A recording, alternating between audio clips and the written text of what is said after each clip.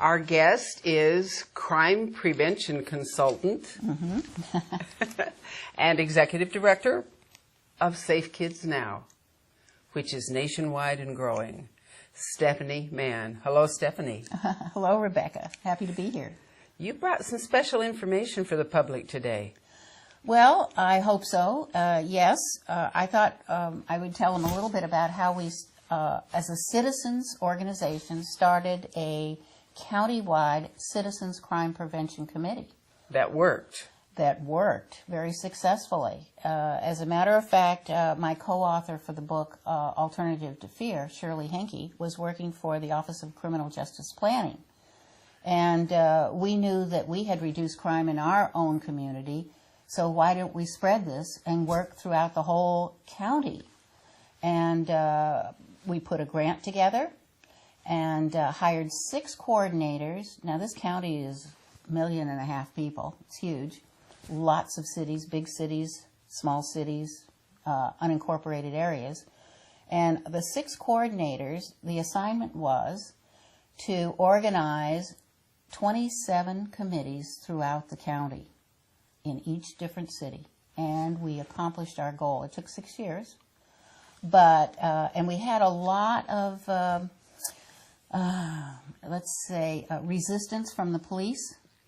You have to remember this goes back a number of years ago when the police thought citizens that were active were called vigilantes. Oh, wow. So we had trouble getting the grant because the police were resisting it. They didn't realize that we were their partners and we were working with them. But they soon discovered that as the committee got going.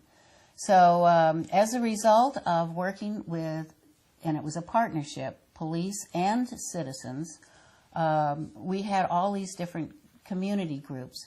Well, let me say that one day we had a woman walk in, and we had an office in Concord, and she was furious. And she said, I am so angry. They, in San Pablo, which is a community, a city, the police and the city council have decided that they're going to put a fence all the way around Davis Park because it had been taken over by drug dealers. And she said, that's crazy. What are you doing? I want my children out there to be able to play in the park. I want senior citizens to be able to play in the park or sit in the park and play cards or something. And she was very upset. And we said, well, now wait. How about if you get your neighbors together and go sit in the park, because they had limited resources, and all of our police departments have limited resources. But start taking down license numbers and descriptions and identifying some of these things without being noticed. And talk to your police officers, give the information to the police officers, and see if you can't clean up that park. They had cleaned up the park within 3 months. Wow.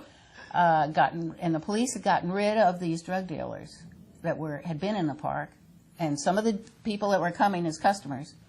And as a result of that, they did not put the fence around the park, and the neighborhood leaders that had made this happen went back to city council and said, you know, you were going to spend a lot of money for that fence. We want new swing sets for the kids. Great. Request was granted. And then Barbara Vigil, who was the leader, within 10 years she became mayor of San Pablo, California. Amazing. So what I'm saying, and the lesson I learned from this was, if you help people get involved at the grassroots, they see they have power.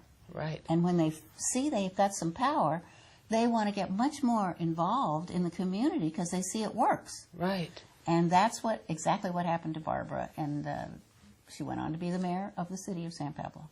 So the lesson was to unify. Absolutely. And become united and stand up for what you believe in instead of pulling down the blinds and hiding under the bed and ignoring it all. Exactly. That's exactly the lesson. Thank you, Stephanie. Great lesson. Thank you.